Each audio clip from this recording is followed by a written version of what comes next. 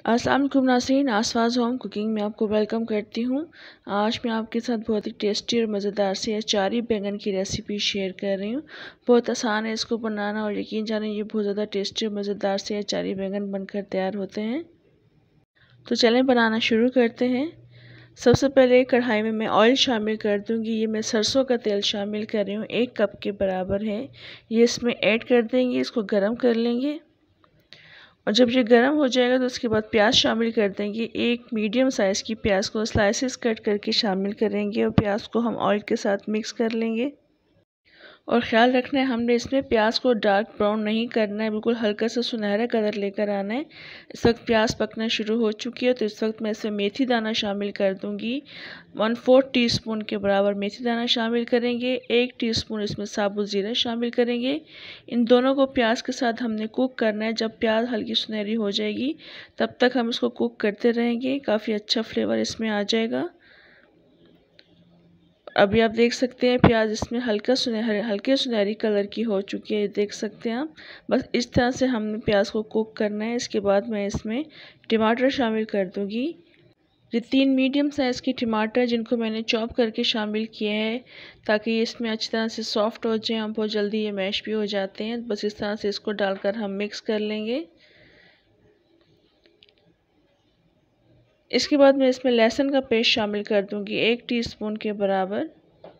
इसको डालकर भी हम अच्छी तरह से मिक्स कर लेंगे।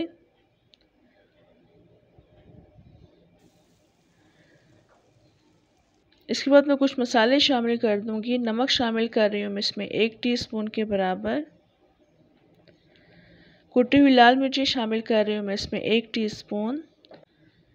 पिसी हुई लाल मिर्ची शामिल करेंगे इसमें 1 टीस्पून के बराबर। कुटा हुआ धनिया शामिल कर देंगे 1 टीस्पून भर के।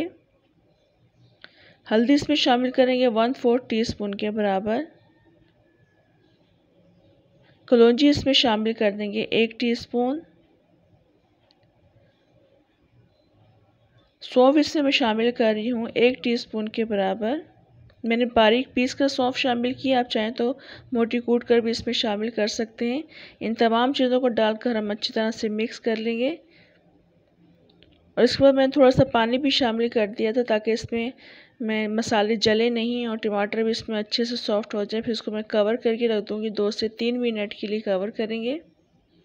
इसके बाद बैंगन की तरफ आ जाते हैं। मैं आपको बैंगन के बारे में बता देती हूँ। मेरे पास 750 ग्राम्स बैंगन है, यानी 3 पाव बैंगन है जिनको मैंने छील लिया है।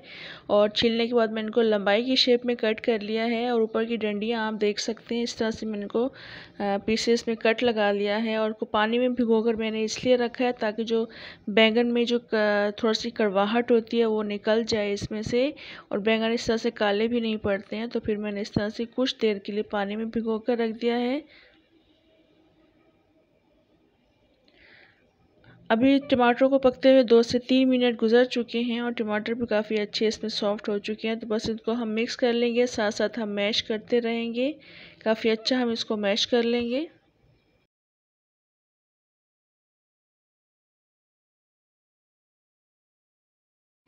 और ये देख सकते हैं आप टमाटर इसमें काफ़ी अच्छे मैश हो चुके हैं। तो बस इस वक्त हम इसमें बैंगन शामिल कर देंगे और बैंगन को स्ट्रेन करके शामिल करेंगे। बैंगन शामिल करने के बाद इस मसाले के साथ हम इसको अच्छी तरह से मिक्स कर देंगे और मिक्स करने के बाद इसको हम कवर करके रख देंगे। तकरीबन 10 मिनट के लिए कवर करेंगे क्योंकि बैंगन बहुत जल्दी सॉफ्ट हो जाते हैं और इनका अपना पानी भी काफ़ी ज़्यादा रिलीज़ होता है। तो बस ये बैंगन अपने पानी में काफ़ी अच्छे पक जाएंगे। 10 मिनट के लिए कवर करेंगे और आप देख सकते हैं माशाल्लाह कितने अच्छे बैंगन रेडी हो चुके हैं। इस वक्त बिल्कुल सॉफ्ट हो चुके हैं। तो मैंने इसको बस मैश कर दिया था क्योंकि हमारे घर में मैश किए हुए बैंगन पसंद किए जाते हैं। अगर आपके घर में इस तरह से साबुत ही बैंगन पसंद किए जाते हैं तो अपनी मर्ज़ी से आप बैंगन को रेडी कर लीजिएगा।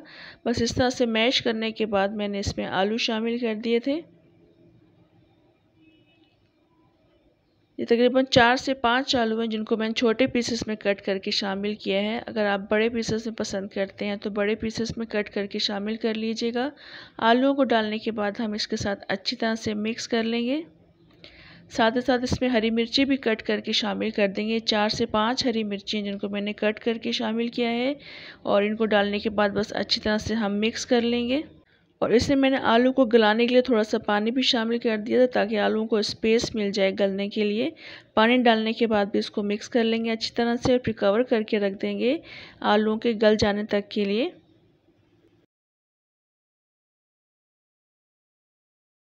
और इस वक्त आलू कम्प्लीटली गल चुके हैं, और दरमियान दरमियान में मैं चेक भी करती रही थी। और अभी आप देख सकते हैं माशाल्लाह कितने अच्छे बैंगन बनकर तैयार हो रहे हैं। अचारी बैंगन बहुत ज़्यादा टेस्टी बने थे ये। और मैं आपको आलू तोड़कर भी दिखा देती हूँ किस हद तक गल चुके हैं। ये देखें, बस कम्प्लीटली हमने इनको गला लेना है। और बस इसको हम इस वक्त हरा धनिया शामिल कर देंगे। और हरा धनिया डालने के बाद थोड़ी सी मैंने साबुत मिर्ची भी डाल दी थी दरमियान से कट लगाकर। और ये तमाम चीज़ें डालने के बाद हम अच्छी तरह से मिक्स कर लेंगे।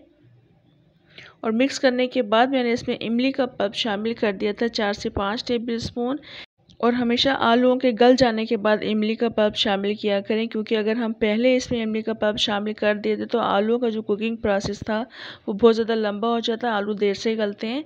इमली का पल्प शामिल करने के बाद 3 से 4 मिनट के लिए कुक करेंगे, कवर कर देंगे, उसके बाद डिश आउट करेंगे। और ये आप देख सकते हैं माशाल्लाह कितने अच्छे अचारी बैंगन बनकर तैयार हुए हैं। यकीन जाने ये बहुत ज़्यादा टेस्टी बने थे। जो लोग बैंगन खाना पसंद नहीं करते, अगर आप इस तरीके से बैंगन बनाएंगे तो उनको बेहद पसंद आएंगे। रेसिपी अगर आपको अच्छी लगी हो तो लाइक ज़रूर कर दीजिएगा, फ्रेंड्स और फैमिली में शेयर भी ज़रूर कीजिएगा। कमेंट से बताया करें रेसिपी आपको कैसी लगी। इंशाल्लाह नेक्स्ट मज़ेदार सी रेसिपी के साथ दोबारा आऊँगी। तब तक के लिए इजाज़त दें।